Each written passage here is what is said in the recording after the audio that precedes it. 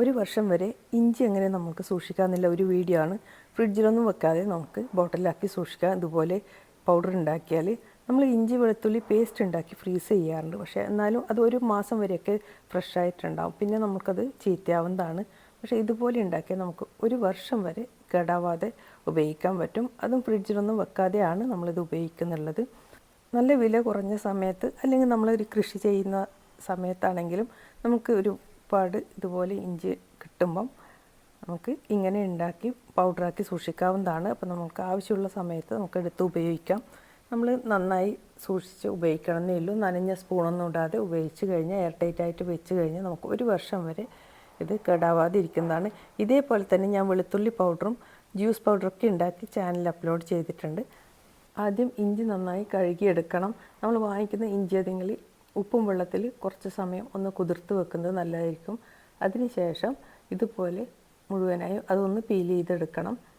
പിന്നീട് ഞാൻ ഈ ഇഞ്ചി എല്ലാം തന്നെ ഗ്രേറ്റ് ചെയ്തെടുക്കുന്നുണ്ട്. ഇത് മുഴുവനും ഇതുപോലെ ഗ്രേറ്റ് ചെയ്തെടുത്തതിന് ശേഷമാണ് നമ്മളിതിനി ഉണക്കിയെടുക്കാനുള്ളത്. നമ്മൾ മിക്സിയിൽ അരക്കുന്നതല്ല കേട്ടോ നല്ലത്, ഇതുപോലെ ഗ്രേറ്റ് ചെയ്തെടുക്കുന്നത് തന്നെയാണ് നല്ലത്. ഇപ്പം ഞാനിത് മുഴുവനായും തന്നെ ഗ്രേറ്റ് ചെയ്തെടുത്തിട്ടുണ്ട്.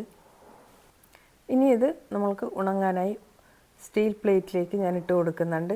നിങ്ങൾ ഒരിക്കലും പ്ലാസ്റ്റിക് ഷീറ്റിൽ ഇത് ഉണക്കാൻ പാടില്ല, പേപ്പറിലും ഉണക്കാൻ പാടില്ല. പായയിലോ ഇതുപോലെ ഏതെങ്കിലും ബേക്കിംഗ് ട്രേയിലോ അങ്ങനെയൊക്കെ നമുക്ക് ഉണക്കിയെടുക്കാവുന്നതാണ്.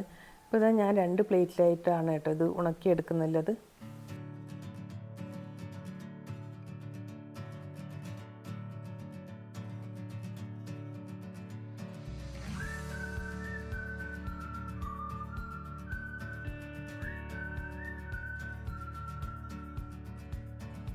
ഇനി നമുക്കിത് ഷെയ്ഡിൽ വെച്ച് ഉണക്കിയെടുക്കാം. നമ്മൾ ഡയറക്റ്റ് വെയിൽ കൊള്ളിച്ചിട്ടല്ല കേട്ടോ ഞാൻ ഉണക്കിയെടുക്കുന്നത്, അതുപോലെയും നമുക്ക് ചെയ്യാം. ഇതിപ്പോൾ ഇതാ 3ാമത്തെ ദിവസമാണ് കേട്ടോ. ഇനിയും ഞാൻ 2 ദിവസം കൂടി കഴിഞ്ഞിട്ടാണ് ഇത് പൊടിച്ചെടുക്കുന്നുള്ളത്. 2 ദിവസം കൂടി കഴിയുമ്പോഴത്തേക്കും ഇത് നന്നായി തന്നെ ഉണങ്ങി കിട്ടും. നമ്മൾ ഡയറക്റ്റ് വെയിലിന് വെച്ചാൽ നമുക്ക് ഒറ്റ ദിവസം കൊണ്ട് ഇത് ഉണക്കിയെടുക്കാം. പക്ഷേ ഞാൻ അങ്ങനെ ചെയ്യാറില്ല. പെട്ടെന്ന് എനിക്ക് ഇതിൻ്റെ ആ ഫ്ലേവർ കുറച്ച് കുറയുന്ന പോലെ തോന്നിയിട്ടുണ്ട് ഡയറക്റ്റ് വെയിലിൽ ഉണക്കുമ്പോൾ. അതുകൊണ്ടാണ് ഞാനിങ്ങനെ ഷെയ്ഡിൽ വെച്ച് ഉണക്കുന്നത് കേട്ടോ. വീട്ടിനകത്ത് വെച്ചിട്ടാണ് ഞാൻ ഉണക്കുന്നത്. ഈ ചൂടിന് നമുക്കിത് വളരെ പെട്ടെന്ന് തന്നെ ഉണങ്ങി കിട്ടും. പക്ഷേ കുറച്ചധിക ദിവസം വെക്കണമെന്ന് മാത്രമേ ഉള്ളൂ കേട്ടോ. പിന്നീട് നമ്മൾ അരമണിക്കൂർ സമയം നന്നായി ഒന്ന് വെയിൽ കൊള്ളിക്കണം. അതിന് ശേഷമാണ് കേട്ടോ നമ്മളിത് പൊടിച്ചെടുക്കുന്നുള്ളത്.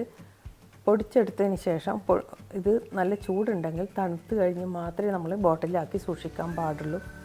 ഈ ജിഞ്ചർ പൗഡർ നമുക്ക് സാധാരണ കറികളിൽ ഇഞ്ചി ഉപയോഗിക്കുന്ന പോലെ തന്നെ ഇതും വെളുത്തുള്ളി പൗഡർ നമുക്ക് ഉപയോഗിക്കാം. ഫിഷ് ഫ്രൈ ഒക്കെ ഉണ്ടാക്കുമ്പോൾ നമ്മൾ മസാലകൾ ചേർക്കുന്നില്ലേ പൗഡർ, ആ സമയത്ത് ചേർത്ത് കൊടുത്താൽ മതി. വീഡിയോ ഇഷ്ടമായി ലൈക്ക് ചെയ്യാൻ മറക്കല്ലേ. Thank you for watching.